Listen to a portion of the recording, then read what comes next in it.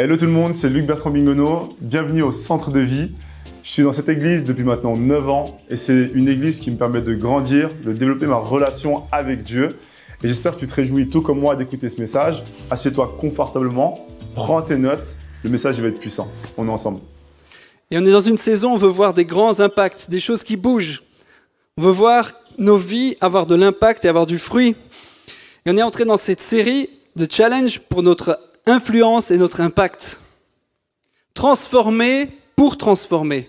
Être transformé pour transformer. C'est ça un slogan fort, que Dieu nous transforme nos vies, transforme nos réalités pour que nous soyons amenés à amener cette liberté, cette transformation auprès d'autres personnes. On est amenés à rayonner, non seulement personnellement, mais aussi collectivement. Et le Seigneur nous a appelés à vraiment vivre quelque chose, un essor nouveau, un élan nouveau, pour amener ce rayonnement de la faveur du Seigneur autour de nous. Rayonner. Et nous sentons vraiment ce mandat particulier du Seigneur. En tant que mélodie du ciel, tu as une mélodie que le Seigneur a prévue. Elle doit être chantée, jouée pour le monde. Cette mélodie personnelle, cette mélodie collective, elle doit être entendue. Tu n'es pas là pour être resté sous silence. Tu n'es pas là pour que ta mélodie reste muette. Tu es là pour qu'elle s'exprime et qu'elle rende gloire à Dieu. Amen. Chacun a un son dans une mélodie, un son dans un orchestre. Ensemble, collectivement, cette mélodie se mélange les uns aux autres pour former quelque chose d'harmonieux dans l'unité. Et le Seigneur a prévu quelque chose de beau dans l'idée de propager un message avec harmonie. Avec harmonie. Mais parfois, les amis, nos vies jouent trop de fausses notes. Parfois, nos vies jouent des choses qui gênent la mélodie. Il y a parfois des petits grains de sable dans la mécanique. Il y a des petites choses dans nos vies qui ne sont pas belles, qui ne rendent pas beau à l'extérieur. Si nous voulons que notre message soit écouté, si nous voulons être qualifiés par Dieu, nous devons vivre sans compromis. Sans compromis. Imaginez, aujourd'hui je vais vous faire un petit peu imaginer des conséquences. On parle souvent, imaginer si le nez de Cléopâtre avait été plus petit, comment serait été la face du monde. C'est dans cette idée-là que s'il y a des petites choses peuvent changer le monde. Imaginez un petit peu. Ce qui se serait passé si Daniel, on va commencer déjà par Joseph, si Joseph avait accepté les avances de la femme de son maître et avait couché avec elle. Imaginez ce qui serait passé. Si Joseph avait cédé aux avances, c'est même pas lui qui a fait des démarches, c'est elle qui a fait des démarches. S'il avait juste cédé, quelle destinée aurait eu? Le peuple n'aurait pas pu être sauvé, Abraham le père non plus, il n'aurait pas pu prendre sa place, il n'y aurait eu pas d'impact sur sa vie. Tout aurait été ruiné. Le plan de Dieu sur sa vie aurait été ruiné, juste avec un impact, une décision. Imaginez ce qui se serait passé si les amis de Daniel avaient choisi de se prosterner devant la statue, même si c'est le roi qui l'avait ordonné. Imaginez ce qu'ils auraient fait. Quel impact aurait eu leur vie s'ils avaient juste choisi de faire comme tout le monde, s'ils avaient juste obéi comme les autres aux ordres du roi. Imaginez. Imaginez si Daniel n'avait pas été exemplaire dans son attitude, dans son comportement. Il aurait été démoli par ses ennemis. Juste afficher le verset. Daniel 6,5. Il était en position d'avoir de l'autorité. Et voilà ce que les ennemis, les personnes qui étaient jaloux de lui, ont voulu faire. Alors les autres chefs et les satrapes cherchent une raison d'accuser Daniel au sujet des affaires du royaume. Mais ils ne trouvent aucune faute, ni aucune erreur à lui reprocher, parce qu'il était très honnête. Est-ce qu'on peut dire honnête? Honnête. Merci Roman. Honnête. Daniel, un homme intègre. Daniel, un homme honnête. Les ennemis ont cherché à lui trouver une faute en lui, une fausse note, et ils n'ont rien trouvé. Waouh, ça m'impressionne. Aucune fausse note. Rien qui aurait pu être sujet d'accusation, de disqualification, rien qui a été un sujet pour l'attraper et le coincer et l'empêcher d'entrer dans sa destinée. Je m'excuse, je suis encore malade, j'essaie de faire au mieux. Si tu veux pas trébucher, mon ami, si tu veux pas trébucher dans ta destinée, veille à ton intégrité. Si tu veux que ta vie ait un rayonnement, il ne faut pas qu'il y ait des fausses notes. Sinon, tu vas être disqualifié. Si tu veux que ta vie porte du fruit, tu ne peux pas prendre des travers. Qu'est-ce qui se passe lorsqu'on ne voit pas ? Ma génération Instagram, elle aime bien voir la jolie face de nos vies. On montre le sourire quand on arrive en haut de la montagne. Ouais, j'ai réussi, j'ai accompli, mais alors on ne montre pas tous les pleurs de la montée. Les souffrances, les râleries, oh pourquoi j'ai fait ça, c'était compliqué. Et en haut, on a le gros smile, on a ça qu'on publie. Bon, ça change un petit peu avec la génération Z, mais en tout cas, pour moi, c'est un peu ça. On montre la belle façon, la belle chose. Mais qu'en est-il lorsqu'il n'y a pas le cliché ? Qu'est-ce qu'il y a dans la face invisible ? Qu'est-ce qui se passe dans ton lieu secret ? Qu'est-ce qui se passe dans ton intimité ? Qu'est-ce qui se passe lorsque tout le monde ne le voit pas ? Est-ce qu'il y a des avances de quelqu'un de ton entourage ? Est-ce que tu critiques dans le dos de tes collègues ? Est-ce que tu flirtes avec une fille lorsque tu es marié ? Est-ce qu'on peut trouver en toi une accroche ? Est-ce qu'on peut trouver quelque chose sur lequel on peut t'accuser et dire que ça ne va pas dans ta vie ? Mes amis, si je prêche ça, c'est moi-même en premier en me disant « Je ne veux pas être disqualifié. Je ne veux pas que ma vie ait une fausse note. Je veux qu'elle ait un impact dans ma vie, dans mon entourage, dans mon voisinage. Je veux que ma vie porte du fruit et pas qu'elle soit sciée par l'ennemi parce qu'il y a quelque chose dans ma vie qui n'est pas en ordre. » J'aimerais juste que ça nous challenge aujourd'hui. Bien sûr, on croit dans les promesses de Dieu d'un rayonnement fort, mais ça commence par ton intimité. Ça commence par ce qui se passe dans ton lieu secret. Ça commence par ce qui se vit lorsque les autres ne le voient pas. Comment est-ce que tu te comportes ? Est-ce qu'on peut chercher dans ta vie et qu'il n'y a aucune faute ni aucune erreur, comme pour Daniel ? N'oublions pas que le diable rôde comme un lion rugissant, cherchant qui dévorer. Il y a quelqu'un qui va chercher dans ta vie toutes tes fausses notes. Il va essayer de les utiliser. Il y a quelqu'un qui va chercher à te faire du mal. C'est biblique, c'est réel. Quelqu'un qui va chercher à démolir ce que tu as construit avec Dieu.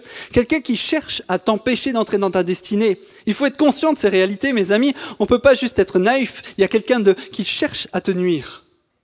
Ne lui laisse rien. Rien.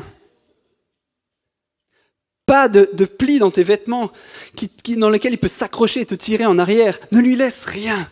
Reste intègre, reste solide, reste droit, ne mens pas, ne critique pas, ne vole pas, ne laisse pas le mal te gagner pour que ta vie rayonne et ait un impact. La vie de Daniel a eu un impact incroyable dans le royaume. Vous imaginez que le roi, ensuite, il a pu dire « Waouh, c'est ce Dieu-là qu'on veut adorer ». Quand il a vu Daniel résister aux lions, que les lions restent tranquilles, quand il a vu que Dieu l'a qualifié, ça c'est un impact incroyable. Que le roi païen puisse dire c'est ce Dieu-là qui est incroyable. Vous imaginez le rayonnement juste parce qu'il a osé ne pas se prosterner, juste parce qu'il a osé tenir ferme et prier. Mes amis, parfois nos vies, elles sont légères. Si on veut qu'elles portent du fruit, on doit être à 100%. Regardez ce qui peut se passer juste parce qu'on cherche à être intègre. J'aimerais vous donner quelques exemples. On va faire un peu d'histoire raccourcie. Abraham Lincoln, c'était le 16e président des États-Unis et on l'a appelé Honest Abe. Pourquoi ? En tant qu'avocat, Lincoln avait été réputé pour son honnêteté scrupuleuse. Il refusait de défendre des clients qu'il savait coupables ou en faute, même si ça signifiait perdre des affaires. Entre autres. Mais c'était un homme extrêmement intègre et honnête. Je ne dis pas qu'il ne faut pas des avocats, au contraire, on en a besoin. Mais lui, quand il savait que c'était quelqu'un de profondément malhonnête, il choisissait de ne pas le défendre, c'était trop dur pour lui. Il choisissait d'être intègre. Sa réputation d'intégrité a contribué à son élection à la présidence et sa place durable dans l'histoire comme modèle de leadership éthique.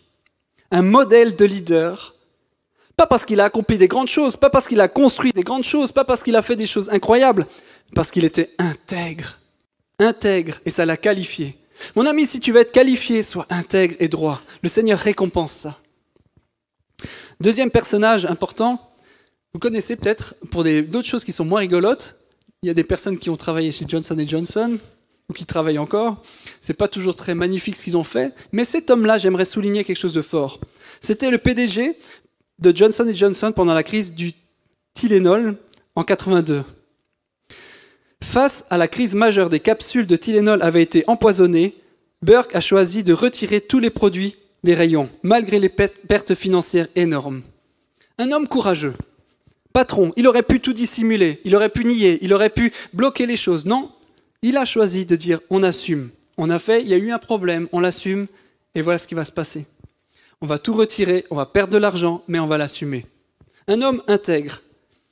La récompense, c'est que la réponse transparente et éthique de Johnson & Johnson a sauvé la réputation de l'entreprise et est devenue un cas d'école en gestion de crise, montrant l'importance de l'intégrité en affaires. Voilà un homme, un patron qui a pris ses responsabilités, il s'est dit, il y a quelque chose qui a raté, on va l'assumer jusqu'au bout. Il n'a pas cherché à planquer la faute, il n'a pas cherché à dissimuler les choses, il a dit, voilà. Qu'est-ce qu'il en fait? C'est que dans les écoles de commerce, dans les écoles, on parle de cet homme comme étant quelqu'un qui est un modèle d'intégrité. L'intégrité, même dans un monde déchu, a une résonance, et une résonance qui porte du fruit. Quelques petits exemples encore. Johnson Sirleaf, je ne sais pas comment si on prononce bien, la première femme présidente du Libéria et la première femme élue chef d'État en Afrique. Elle a mené des campagnes contre la corruption en licenciant des fonctionnaires corrompus et en réformant les institutions publiques. Sa récompense, prix Nobel de la paix en 2011, et pour ses efforts en faveur de la paix et la lutte contre la corruption. Une femme qui, au lieu de s'enrichir comme tous ses compères, elle a choisi de dire ça va pas être dans mon pays, on va liquider la corruption, on va faire un nettoyage, on va se battre contre ça. Ce sont des actes courageux, c'est pas pour son intérêt propre, ce sont des gens intègres. Et j'aimerais souligner l'intégrité de personnes courageuses qui osent dire ça je ne veux pas dans ma vie, je ne veux pas dans mon pays, je ne veux pas de malhonnêteté dans mon État. Voilà une femme de courage que j'aimerais honorer. Un autre homme, Oskar Schindler, vous connaissez peut-être le film La liste de Schindler, c'est ce monsieur, un industriel allemand qui a choisi d'utiliser son usine comme couverture pour sauver 1200 juifs des camps de concentration nazis. Un homme courageux qui assume qu'il n'a pas voulu se solidariser avec ce régime nazi. Il a dit, c'est pas dans mes valeurs, je ne veux pas ça et je veux choisir la vie, je veux choisir de sauver et me mettre en danger pour ça. Mes amis, on arrive dans un monde compliqué où pour pouvoir assumer ses convictions, il va falloir faire preuve de courage. Pour pouvoir assumer ses positions, il va falloir dire, je veux aller à contre-courant et je choisis de le faire parce que mes valeurs ne sont pas là. Est-ce qu'on peut trouver dans des gens, des hommes et des femmes d'influence, des personnes courageuses ? Je suis sûr que ça va passer par là. Le courage d'assumer ses convictions, le courage de dire « voilà le modèle de la famille dans lequel je crois, même si ce n'est pas celui qui est prôné par le monde. Voilà le modèle de la famille qui va porter du fruit, même si ce n'est plus celui qu'on va prôner aujourd'hui. » Ce genre de position, ce genre de prise de courage, qui dit « voilà mes valeurs, voilà ce en quoi je crois et je suis prêt à les assumer. »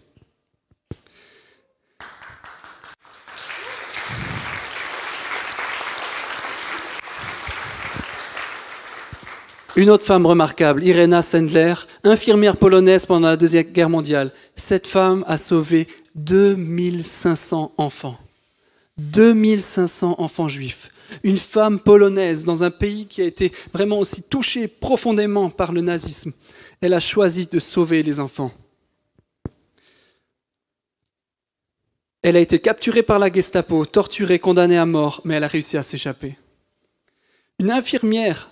Dans ton métier d'infirmier, d'infirmière, tu peux faire la différence. C'était un industriel, un homme politique, une infirmière, des personnes qui peuvent être normales comme toi et moi, qui peuvent faire un jour la différence. Mais ça commence par un endroit où tu as des convictions, ça commence par un endroit où tu as des valeurs, en quoi tu crois, à un moment donné, tu dois te positionner pour les tenir. J'en prends encore un ou deux parce que je trouve que c'est intéressant de voir juste des personnages, un panorama. Nelson Mandela, vous le connaissez forcément, j'imagine, leader du mouvement anti-apartheid en Afrique du Sud. Il a résisté à diverses sortes de corruption et de manipulation politique, maintenant ses principes de justice et d'égalité. Juste pour ça, parce qu'il a choisi de ne pas se laisser corrompre. Il a été 27 ans en prison. Il a choisi de ne pas se laisser corrompre. Est-ce que ton cœur est solide pour ne pas te laisser corrompre par des avances, par des cadeaux dans l'entreprise? Peut-être que ce sont des choses qui veulent influencer ta décision. Est-ce que tu es incorruptible, tu es droit, tu es sage à tenir ferme? Ça peut avoir un coût. Pour cet homme, c'était 27 ans de prison. Mais après sa libération, une vie d'impact. Il a joué un rôle crucial dans la fin de l'apartheid, est devenu le premier président noir de l'Afrique du Sud, remportant le prix Nobel de la paix. Un homme de conviction, il a payé le prix de ses convictions, mais il a eu un rayonnement incroyable. Et je crois que c'est un des derniers. José Mujica, je ne sais plus comment on dit, président de l'Uruguay de 2010 à 2015, connu comme le président le plus pauvre du monde. Pourquoi ça? Il donnait 90% de son salaire à des œuvres de charité. C'est un homme qui n'a pas voulu s'enrichir personnellement. Un homme qui a dit « Moi, ça ne m'intéresse pas ça, je veux travailler pour mon pays ». Et il a vécu dans une humble ferme au lieu de sa résidence présidentielle. Et du coup, l'impact, il est maintenant connu, respecté pour son mode de vie modeste, pour son engagement contre la corruption, devenant un symbole mondial de l'intégrité politique. Voilà des modèles de gens qui ont choisi de tenir ferme leurs convictions. Mais à l'opposé, on pourrait raconter tellement d'histoires de personnes qui étaient influentes dans l'apogée et qui sont tombées pour des détails, qui sont tombées pour des problématiques. Je ne parle pas de tout MeToo, qui ne sont pas que des détails, mais cette problématique de tomber si facilement dans une société dans laquelle tout est visible, tout est, à un moment donné, porte une ampleur incroyable avec les réseaux sociaux. Ne laisse rien à l'ennemi. Ne laisse rien à l'ennemi. Reste intègre, reste droit si tu veux que ta vie ait un impact. Imaginez si Daniel avait cessé de prier lorsqu'on l'a interdit, il n'aurait pas été jeté dans la fosse aux lions et surtout le roi n'aurait pas reconnu que Dieu est vivant. Mais qu'est-ce qui a été le plus dur? Est-ce que c'était plus dur de se tenir dans la fosse en face des lions ou de choisir de prier tous les jours? Qu'est-ce qui a été plus dur? Moi, je crois vraiment que de choisir de prier tous les jours, c'est plus compliqué qu'à un moment donné se retrouver face au lion et dire « Il n'y a plus que toi, Seigneur, pour me sauver ». Est-ce que tu es prêt? Voilà le secret de Daniel. Daniel 6, verset 11. Daniel a l'habitude de se mettre à genoux 3 fois par jour pour prier son Dieu et de chanter sa louange. Ce jour-là, il agit comme les autres jours. Vous voulez une vie d'influence? Ça commence par là. Comme les autres jours. Il honore Dieu, il prie et il chante. Là, je l'ai mis exprès. Tous les jours. Tous les jours. Tous les jours. Voilà le secret de Daniel. Tous les jours de l'intimité avec son Dieu. Tous les jours placer le Seigneur en premier. Tous les jours le mettre à la première place et lui donner vraiment l'honneur. Voilà le secret d'hommes et de femmes d'influence. Tous les jours dans l'intimité. Jésus, il a passé son temps, des nuits de prière avant de choisir ses disciples, alors que lui avait reçu le Saint-Esprit. Enfin, je veux dire, c'est Dieu, il a le Saint-Esprit, mais il a choisi de mettre en priorité sa relation avec le Père. Tous les jours, mon ami, prie, cherche le Seigneur, honore Dieu. C'est là le secret de l'intimité. C'est là le secret de l'impact. Comme les autres jours, si tu veux faire la différence, investis dans ton intimité avec Dieu. Une vie de prière, une lecture biblique vont faire trembler les ténèbres. Amen. Imaginez si les premiers chrétiens avaient pris à la légère le temps de prière pour libérer Pierre dans sa prison. Il s'est dit, oh, c'est Pierre quand même, hein. C'est l'apôtre, Jésus l'aime, il a choisi de bâtir son église sur lui, il peut se débrouiller, il sait prier, Dieu va l'écouter. Non, les premiers chrétiens se sont dit, on va tous se rassembler, on va faire une veillée de prière pour le délivrer. Et ils ont choisi de dire, on va être conséquents, on va le faire, on va prier. Ils auraient dit, c'est peut-être le champion, c'est lui qui aura la percée. Non, la prière de chacun a un impact, elle est efficace. Mon ami, la prière, c'est la clé d'une vie qui fait bouger les choses. Voyez Moïse, on le connaît pour être le libérateur du peuple. On le connaît pour avoir accompli plein d'exploits. Mais si Moïse, imaginez, s'il n'avait pas voulu quitter son confort, s'il n'avait pas voulu quitter son confort, revenir affronter son passé, ses échecs en Égypte, qu'est-ce qui serait passé? Il dit, oh non Seigneur. Et il a essayé de lutter avec Dieu. Oh non Seigneur, pas moi. Pas moi, me prends pas, je ne suis pas qualifié. Vous savez, Moïse avait essayé de libérer son peuple avec ses propres moyens. Mais entre le prince d'Égypte qui voulait aider son peuple et Moïse le libérateur, il y a une étape cruciale, une différence. La rencontre avec Dieu dans le buisson ardent. Ça a changé sa vie, mais sa destinée était déjà là. Ce qui a changé sa vie, c'est Dieu qui lui donne le mandat et qui l'impacte pour aller dans ce qu'il doit faire. Mon ami, tu as peut-être un rêve dans ton cœur. Tu as essayé d'y arriver par tes propres forces. Et c'est peut-être difficile, mais tu es amené à faire la différence. Et ce que tu négliges peut-être, c'est une rencontre profonde avec Dieu qui change ta vie et qui te missionne, qui te guérit, qui te libère du passé, de tes échecs du passé et qui t'envoie vers ta destinée avec puissance et avec force. Ce qui a changé à ce moment-là, il y a un instant qui a changé dans la vie de Moïse. Regardez ce verset. Pour une vie qui change les choses, ça commence par une chose. Moïse, l'Éternel vit qu'il faisait un détour pour regarder le buisson. Dieu l'appela du milieu du buisson en lui disant « Moïse, Moïse ». Moïse a choisi de faire un détour. Il a choisi de se détourner de ce qu'il avait l'habitude de faire parce qu'il y avait peut-être quelque chose de spécial à vivre là-bas. Il a dit, il y a quelque chose qui m'intéresse, il y a quelque chose qui attire mon regard, il y a quelque chose de spécial qui intéresse mon regard. Il a choisi de se détourner de son quotidien pour aller avoir une rencontre avec Dieu. Parfois, il nous faut faire un détour pour nous approcher de Dieu. Un détour dans nos habitudes, un détour dans nos loisirs, dans notre confort, dans nos préoccupations. Le buisson ardent, c'est la présence de Dieu. Elle est là aussi au milieu de nous. On a le privilège d'avoir Dieu qui se révèle au milieu de nous. Maintenant, on n'a pas besoin d'un buisson ardent, d'une révélation ponctuelle de Dieu. Dieu est là au milieu de nous. Mais est-ce qu'on ne peut pas tellement souvent passer à côté, oublier de nous détourner et continuer nos habitudes? Mais si tu veux que ta vie ait un impact nouveau, si tu veux que ta vie ait vraiment le sentiment de Dieu, la puissance du Saint-Esprit dans ta vie, tu dois faire un détour un moment et venir dans la présence de Dieu. Prends du temps avec lui pour l'entendre t'envoyer dans ce qu'il a pour toi. Dans le buisson, Dieu a restauré Moïse et l'a affermi et l'a mandaté. Une vie qui fait la différence a un coût, c'est renoncer à son confort, renoncer à son passé, affronter son passé, ses faiblesses et les confier à Dieu. Moïse sans Dieu a pu libérer temporairement un esclave opprimé. Moïse, avec le mandat de Dieu, a pu libérer un peuple. Moïse sans Dieu a pu libérer temporairement un esclave opprimé. Moïse avec Dieu, avec le mandat de Dieu, a pu libérer un peuple. Mon ami, si tu veux que ta vie fasse la différence, tu dois chercher dans l'intimité quel est ton mandat. Qu'est-ce que le Seigneur veut te demander de faire et de vivre. Ne cherche pas par toi-même à accomplir un destin. Ne cherche pas par toi-même à avoir une vie qui a de l'impact. Ne cherche pas par toi-même à avoir quelque chose qui fait la différence. Moïse a essayé et il s'est trompé. Mais Dieu l'a mandaté, il l'a équipé pour y entrer.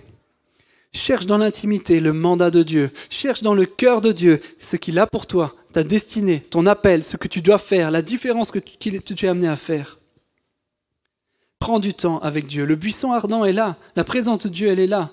Qu'est-ce que Dieu te dit pour t'envoyer, te missionner, t'équiper dans ce que Dieu veut pour toi? Et ça passe par un abandon. Ça passe par des temps réguliers de choisir, je renonce à mes loisirs, je renonce à ma vie passée, je renonce à mes rêves et je les confie dans les mains de Dieu. Tu as peut-être l'impression que ta vie a joué trop de fausses notes dans la partition. Il est temps de laisser Dieu te montrer sa manière de faire. Donne-lui un 100% de ta vie. Donne-lui tes rêves, donne-lui tes attentes, donne-lui tout aujourd'hui. Dieu t'appelle, dit tu veux de l'impact. Je t'ai mandaté pour ça. Laisse ta vie entre mes mains. Abandonne ta vie, abandonne tes manières de faire, abandonne ce qui t'a raté. Laisse-moi tout, la maîtrise.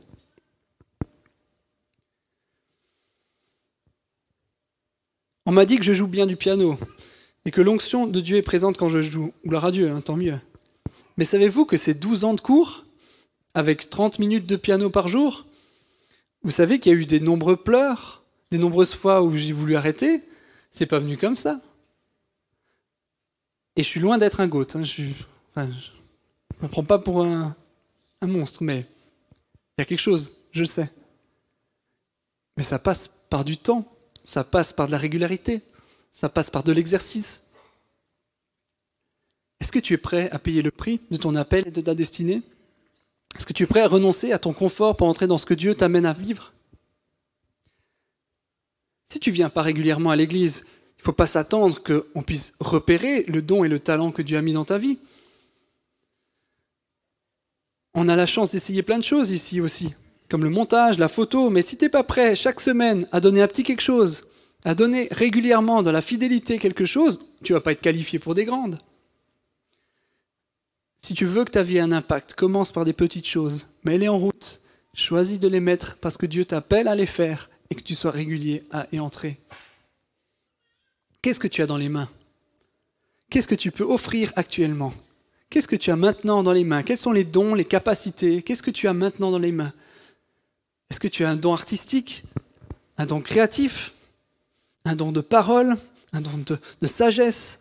Est-ce que tu as un don pour parler? Est-ce que tu as un don pour utiliser les réseaux? Quel est le don que Dieu t'a donné? Est-ce que tu es prêt à l'offrir à Dieu? À être conséquent, à le faire grandir pour que ta vie change les choses et fasse la différence?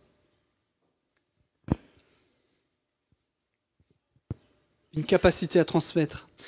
Voilà ce que Paul a dit à Timothée. Ne néglige pas le don que tu as reçu.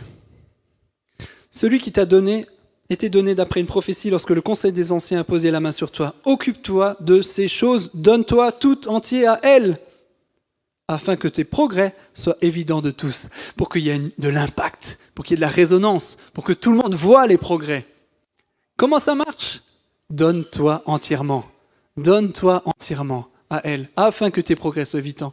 Occupe-toi de ces choses. Est-ce que quelque chose, tu as de l'or dans les mains? Comment est-ce que tu le mets en route? Comment est-ce que tu le travailles, tu le mets en route, tu le développes pour que ta vie ait un impact? Pour qu'on voit tes progrès, tes évidences. Il y a des choses fortes là-dedans. Dieu révèle, Dieu donne dans la prophétie un appel. C'est comme Moïse dans le buisson. Dieu appelle à quelque chose, mais après il faut être conséquent. Après il faut se donner à 100% pour ça. Après il faut être prêt à payer le prix et y entrer. Mon ami, si tu ne sais pas où tu en es, aujourd'hui le Seigneur est là. Il peut continuer te révéler l'appel sur ta vie. J'aimerais qu'on prenne un temps après, où on invite vraiment un temps où la prophétie, la parole de Dieu est libérée, où on peut activer des gens dans leur destinée, dans leur appel. Si des personnes sont perdues sur leur sens de leur vie, sur l'appel que Dieu a mis sur sa vie, c'est le moment, aujourd'hui tu es à la bonne place. On va pouvoir libérer la parole de Dieu sur ta vie et sur ton cœur. Comme Timothée, lorsqu'on a prié sur lui, il y a des choses qui ont été révélées. Et ensuite, il a fallu s'activer. Peut-être tu es dans l'autre temps en te disant, je ne suis pas assez conséquent.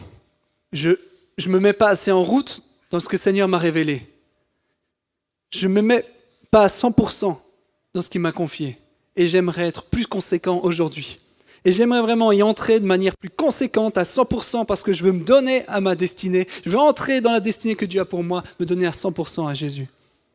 Peut-être que c'est ton cas aujourd'hui. Et j'aimerais t'encourager.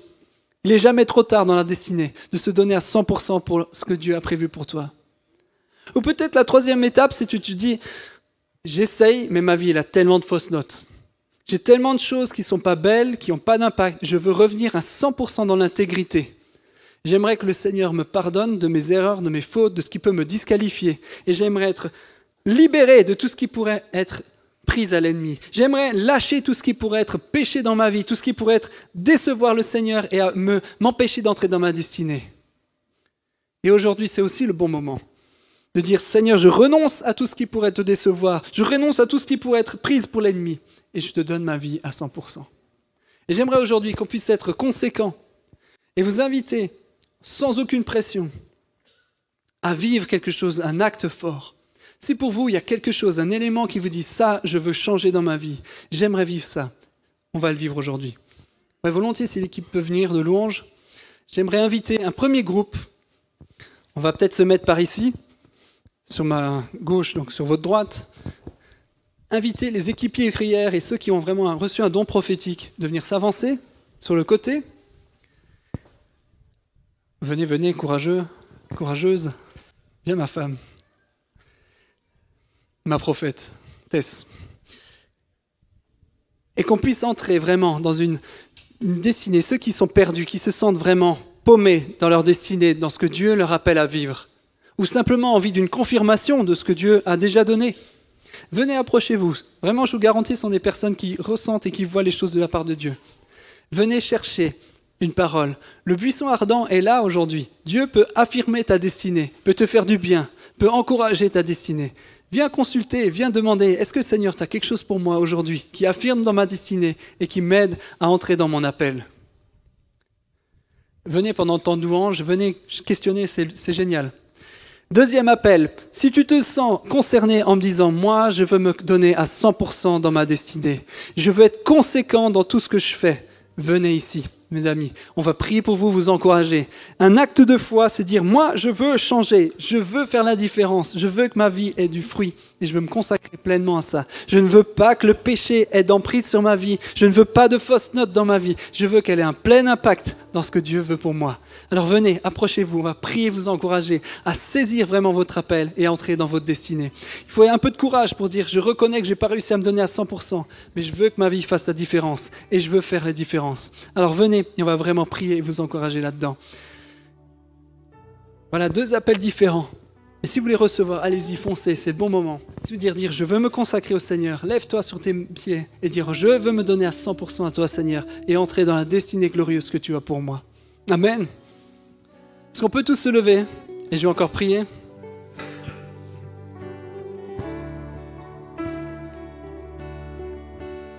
Merci Jésus parce que tu ne nous as pas destinés à être stérile, à être bloqué, mais tu as une destinée d'impact, de faire changer les choses, pour avoir un rayonnement pour ta gloire. Seigneur, je prie pour une église qui rayonne. Je prie pour une église qui amène des changements dans la société. Je prie pour une église qui fait la différence, qui fait changer les choses. Je prie pour une église conséquente, où chacun d'entre nous faisons la différence sur notre lieu de travail. Seigneur, je prie qu'on puisse être conséquent dans nos décisions, conséquent dans nos convictions, qu'on puisse être des hommes et des femmes de conviction, des hommes et des femmes qui tiennent bon face à l'ennemi, des hommes et des femmes qui résistent au péché, des hommes et des femmes qui sont prêts à faire la différence, qui sont prêts à affronter les difficultés, prêts à affronter le regard des autres, prêts à affronter ce qu'on peut dire de soi et dire je veux être conséquent, je ferai la différence parce que je crois en un Dieu solide, fidèle et saint, et je veux être saint comme Dieu est saint. Je choisis de me mettre à part à 100% pour entrer dans ma destinée, pour entrer dans ce que tu as pour moi. Je veux me donner à 100% parce que je veux entendre de ta voix, ma direction. Je veux être affermi dans ta volonté, Seigneur. Et je prie pour tous ceux qui se posent des questions et que tu viennes, Seigneur, leur parler aujourd'hui. Révéler ta voix, révéler la destinée, révéler ton cœur, révéler ton appel sur leur vie et qu'il puisse y avoir de nombreuses destinées qui font la différence. Je prie pour des pépites de vie, des pépites de transformation qui vont changer l'atmosphère dans leur lieu de travail, qui vont changer l'atmosphère dans leur lieu de voisinage, dans leur famille et qui vont faire la différence. Je prie pour des hommes et des femmes intègres, des hommes et des femmes droits qui sont conséquents et qui ne laissent rien au péché. Dans le nom de Jésus, je prie que ta faveur se manifeste au milieu de nous et que nous nous permette d'être une église d'influence avec des hommes et des femmes qui font la différence. Amen.